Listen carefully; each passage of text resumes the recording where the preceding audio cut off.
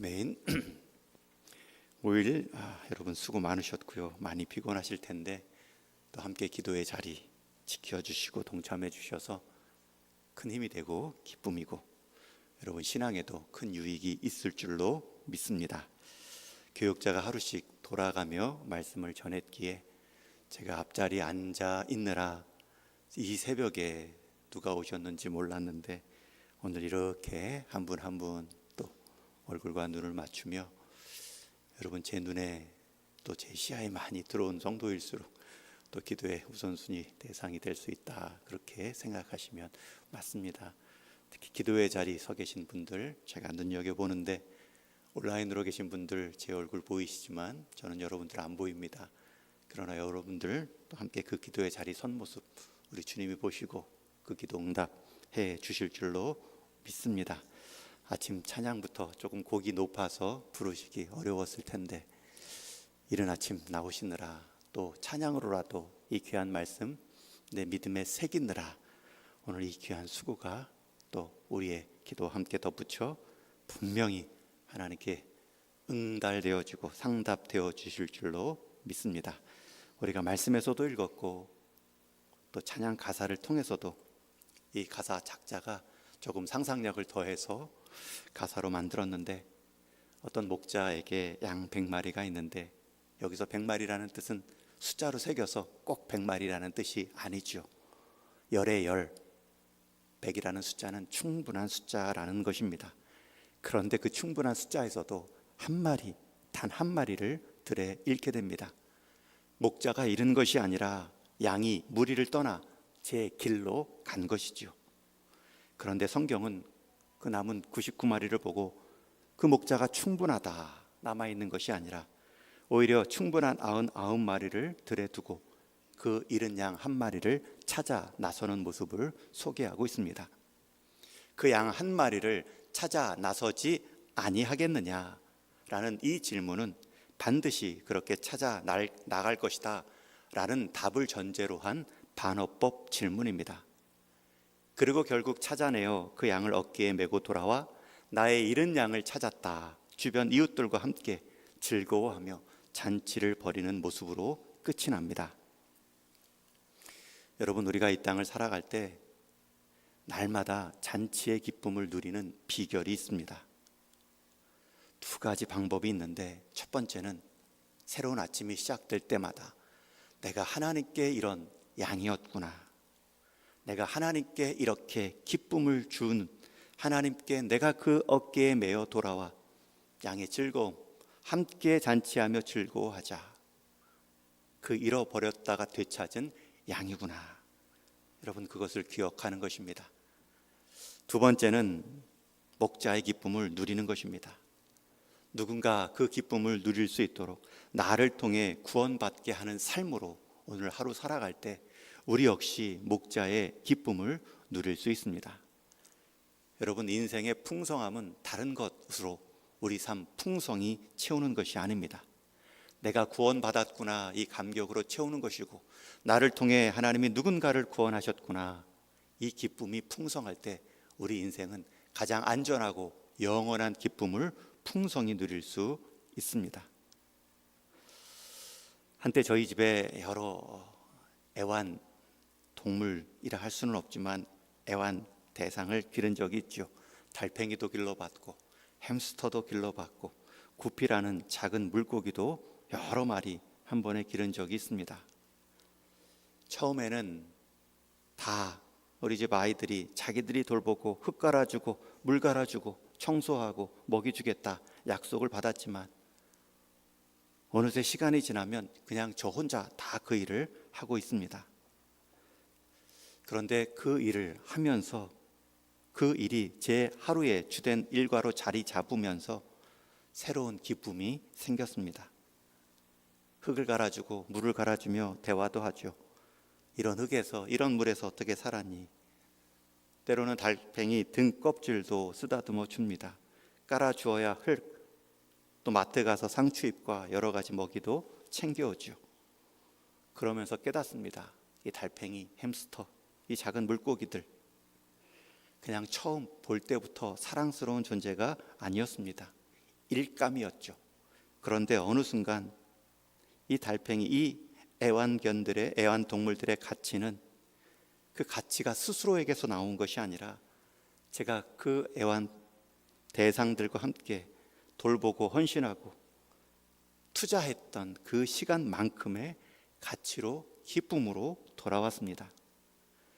그래서 아마도 나태주 시인은 풀꽃이라는 제목의 시에서 이 한 줄의 시를 이렇게 썼을지도 모릅니다. 자세히 보아야 예쁘다. 오래 보아야 사랑스럽다. 너도 그렇다. 영국 속담에 이런 말도 있습니다. 존귀해서 사랑을 받는 것이 아니라 사랑을 받기 때문에 존귀하다. 무슨 말입니까? 아무리 하찮은 존재라도 그 하찮음을 넘어선 충분한 관심, 충분한 사랑을 받았다면 그때부터는 그 존재는 무엇과도 바꿀 수 없는 귀한 존재가 되는 것입니다. 여러분, 오늘 본문의 양도 또 하나님 앞에 우리의 모습도 마찬가지입니다. 우리 자체가 귀하면 얼마나 귀합니까? 그러나 우리가 자체가 귀한 이유는 하나님의 사랑이 담긴 존재이기 때문입니다. 그래서 그 잃은 양을 찾은 목자는 잔치를 벌일 정도로 기뻐하고 즐거워합니다. 그리고 나서 이 비유는 양과 목자의 관계가 아니라 하나님과 우리와의 관계이었음을 이렇게 마지막 7절에서 확인시켜 주죠. 우리 7절 말씀 같이 한번 읽습니다. 시작. 내가 너희에게 이르노니 이와 같이 죄인 한 사람이 회개하면 하늘에서는 회개할 것이 없는 의인 99으로 말미암아 기뻐하는 것보다 더하리라. 이 마지막 해석이 이 목자와 양의 이야기가 아니라는 것입니다. 하나님과 우리와의 이야기라는 것입니다.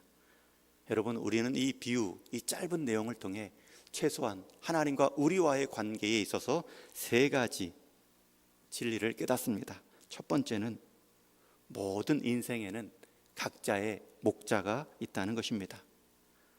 여러분, 양 99마리는 목자를 자기 목자를 자기를 돌봐주고 먹이를 주고 지금까지 가꾸어진 그 목자에게 주인을 허락했습니다. 맡겼습니다.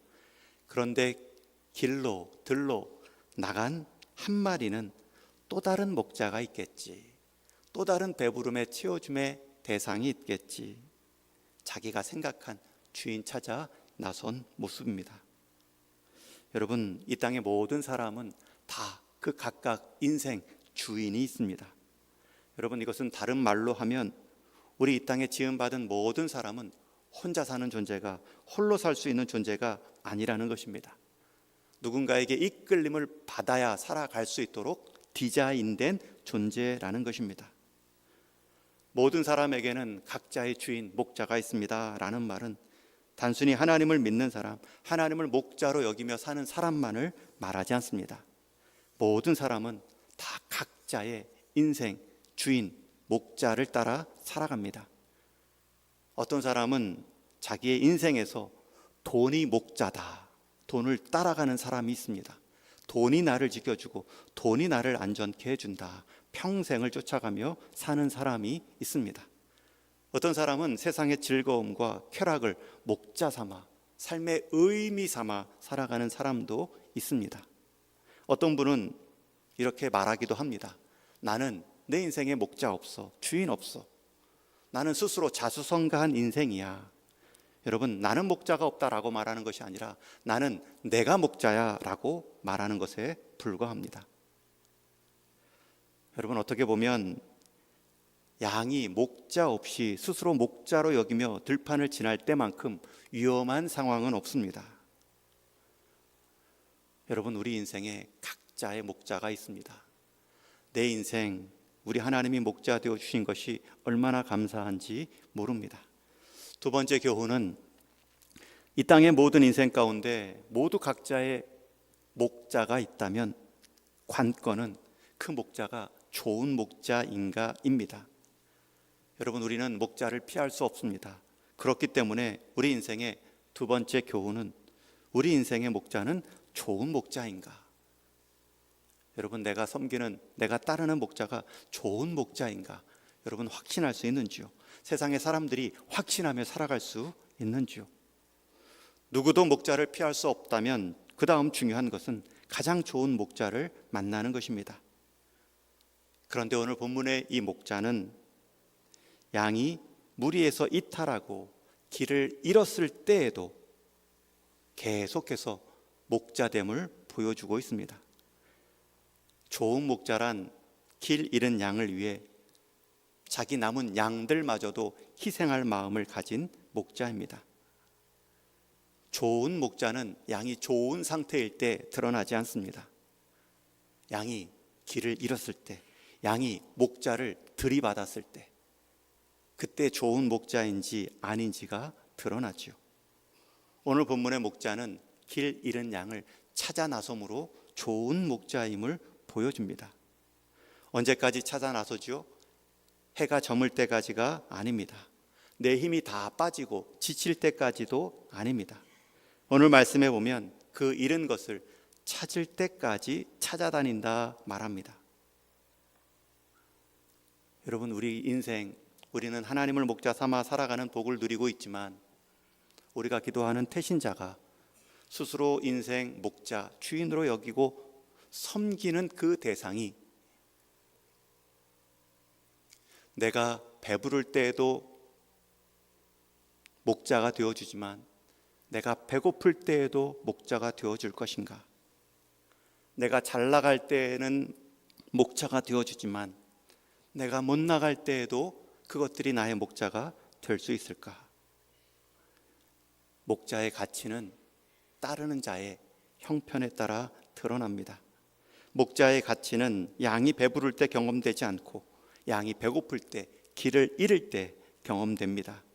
양이 잘 나갈 때 보이지 않지만 양이 더 이상 갈 곳이 없을 때 목자의 가치가 드러납니다. 여러분, 우리가 목자로 여기는 하나님 아버지는 우리가 길을 잃었을 때에도 그 목자됨을 포기하지 않습니다. 다시 내가 찾아내어 그 하나님의 어깨에 메어질 때까지 찾아 나서시는 그분이 우리 인생 목자입니다. 여러분, 많은 사람이 돈이 우리의 목자다, 주인이다 말하죠. 그런데 우리가 돈이 없을 때, 우리가 실패했을 때도 그 돈이 우리 인생의 목자 되어 우리를 지켜줄까요? 즐거움이나 쾌락이 내 인생의 가장 큰 즐거움이고 기쁨이었다라고 말하지만 내 인생 가장 큰 어려움과 고통의 시기에 있을 때에도 그것들이 내게 힘을 더해줄 수 있을까요? 심지어 내가 의지했던 사람들마저 내가 겪고 있는 말할 수 없는 그 고민 앞에 그들이 내 인생의 목자가 되어줄 수 있을까요? 여러분, 우리 인생 주인 삼아 목자 삼아 살아가는 것은 개인마다 다르고 선택, 자유라 말할 수 있습니다. 그러나 얼마나 중요한 선택이고 얼마나 중요한 자유인지 모릅니다. 일단 내가 목자를 삼는 순간 그 목자는 내 인생을 좌우하기 때문입니다. 내가 무언가를 내 인생 목자로 삼는 순간 내 인생의 결과는 그 목자와 함께 결정될 수밖에 없기 때문입니다. 이어령 교수가 쓴 지성에서 영성으로라는 책을 보면 제비집 이야기가 나옵니다. 여러분, 따뜻한 봄날 제비는 처마 밑 둥지로 날아와 새끼를 낳고 벌레 먹이를 정성껏 키우다가 가을이 되면 다시 남쪽으로 날아갑니다.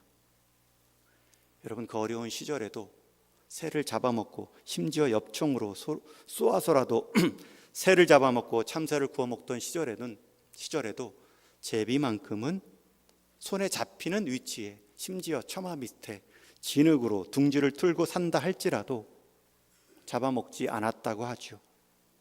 이런 교수는 생각합니다. 왜 그랬을까? 왜 우리 선조들은 제비는 살려주었을까? 그리고 그 이유를 한 가지로 말합니다.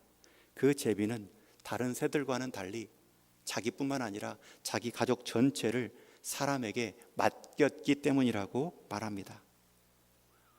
자기뿐만 아니라 자기 새끼도 알도 통째로 가족 처마 밑, 인간 처마 밑에 맡기며 살았기 때문이죠. 그렇게 맡겨진 존재를 사람이 잡아먹을 수 없다고 말합니다. 여러분, 이 마음을 시편 84편에 시편 기자도 말합니다. 여호와여, 주의 제단에서 참새도 제 집을 얻고 제비도 새끼 둘 보금자리를 얻었나이다. 주의 집에 사는 자들은 복이 있나니. 여러분, 새벽 일찍 이렇게 아침에 나와 기도의 모습으로 하루를 시작하는 것은 여러분이 하나님 품 안에 여러분의 둥지를 틀고 사는 것과 같습니다. 하나님 가까이 제 인생의 보금자리를 틀고 삽니다라는 것은 집주인이 내가 너를 책임져 준다는 것과 같지요. 여러분, 사람도 제비를 지켜주는데 하나님께 둥지 틀고 살아가는 인생 하나님께서 책임지십니다. 하나님 앞에 제비보다 우리는 더 귀한 존재이고 목자 앞에 우리는 양보다 더 귀한 존재이기 때문입니다. 오늘 본문에서 이른 양은 좋은 목자를 만났는데 그 단 한 가지 이유는 그가 이탈했을지라도 찾아냄을 당했고 또 모든 사람이 즐거워하는 잔치의 주인공으로 다시 높여졌기 때문입니다. 여러분, 우리 인생 누구도 피할 수 없는 목자가 있고요. 그 목자가 있다면 그 인생의 목자가 좋은지를 살펴야 됩니다. 마지막 세 번째 교훈은 그 좋은 목자는 우리를 포기하지 않기 때문에 우리 역시 그 좋은 목자로 돌아가는 것을 포기하지 말아야 됩니다. 좋은 목자에게 돌아가는 양, 그것이 행복입니다. 여러분, 길을 이탈한 무리에서 떠난 그 양이 끝까지 이 목자 못 믿겠다, 이 목자 눈에 들면 안 된다, 언제 나를 잡아먹지 모른다, 그냥 길을 잃은 것이 아니라 끝까지 목자를 피하는 양이라면 목자의 돌봄을 경험할 수 없습니다. 좋은 목자를 만났다면 심지어 잃어버린 상태까지 몰렸다 할지라도 여러분, 잊혀짐의 대상은 되지 않습니다. 내가 길을 가다 길을 잃은 것이 문제가 아니라 그 잃은 상태에서 좋은 목자로 돌아가지 않는 것이 문제입니다. 왜냐하면 우리는 길을 잃은다 할지라도 길 잃은 양을 하나님은 절대 잃어버리지 않기 때문입니다. 그래서 오늘 비유의 마지막 모습은 한 마리 양이 잃어버린 바 되었으나 잊혀진 바는 되지 않았다, 이것을 우리에게 확인시켜주며 말씀을 맺고 있습니다. 여러분, 목자 없는 양 한 마리의 운명은 죽음의 그림자가 임한 운명입니다. 굶주림이든 맹수의 위협이든 두 가지 중에 하나로 끝날 운명입니다. 양이 목자를 떠난 이유는 여러 가지가 있을 수 있습니다. 이 목자만이 전부인가? 이 목자가 이끄는 이 들판만이 전부인가? 내가 왜 이 목자만 뒤쫓아가야 되는가? 내가 한번 앞서가 보자. 그리고 앞서 보았더니 재미도 있습니다. 호기심도 있습니다. 그런데 분명한 것은 목자 없는 양은 스스로 목자가 되어 스스로 위험한 길에 빠질 수밖에 없다는 것입니다. 여러분, 인천공항 갈 때마다 비행기의 모습만큼 멋지게 보이는 것은 관제탑의 모습입니다. 여러분, 비행기는 조종사가 운전하는 것 같지만 그 조종사를 운전하는 관제사가 운행하는 것입니다. 땅의 차들은 신호등이라도 있어서 가야 서야 할 길을 안내받지만 여러분, 하늘은 길도 없습니다. 조종사는 그 허허벌판을 날아다닙니다. 어느 고도로 어느 방향으로 가야 할지를 인도함 받는 관제사가 있기 때문에 이 비행기를 이끄는 조종사도 안전하다 말할 수 있습니다. 만약 조종사가 스스로 판단하죠. 오늘같이 날씨가 쾌청한데 시야도 좋은데 내 판단대로 비행기를 몰아보자. 그 순간부터 비행기는 위험에 빠집니다. 한 조종사의 시야와 판단이 하늘길의 모든 것을 결정하다. 안개만 조금이라도 끼면, 스스로 판단력이 조금만 오차라도 생기면 자기와 맡겨진 승객의 모든 생명의 위협을 가할 수 있습니다. 도로 위에 차 한 대도 그 간단한 신호등의 지시를 받는데 하늘 위의 비행기도 관제사와 통화하며 통제를, 인도를 받아야 안전히 도착할 수 있습니다. 하물며 이 땅보다, 하늘보다 수십 배, 수백 배 더 복잡한 우리 인생 항로길에서 목자 없다는 것만큼 위험한 길이 없고 곁길로 가기 쉽고 자기 중심적으로 살다가 큰 어려움에 봉착하는 인생도 없습니다. 그러니 다시 들어야 되고요. 다시 우리 인생의 조종자 되신 하나님께 주파수를 맞춰야 됩니다. 여러분, 예수님은 우리 인생의 목자로 소개하는 것을 기뻐하셨습니다. 우리 마지막 요한복음 10장 14절 말씀 읽고 마치겠습니다. 함께 읽습니다. 시작. 나는 선한 목자라. 나는 내 양을 알고 양도 나를 아는 것이 아버지께서 나를 아시고 내가 아버지를 아는 것 같으니 나는 양을 위하여 목숨을 버리노라. 여러분, 이런 선한 목자가 계신데 다른 인생의 목자를 찾고 계시지는 않는지요? 여러분, 우리가 이러한 목자가 계십니다 라고 다른 사람에게 소개하기 전에 여러분, 우리가 먼저 이 선한 목자의 인도함을 받는 기쁨을 누리셔야 됩니다. 중세 성 프란치스코는 이렇게 말을 합니다.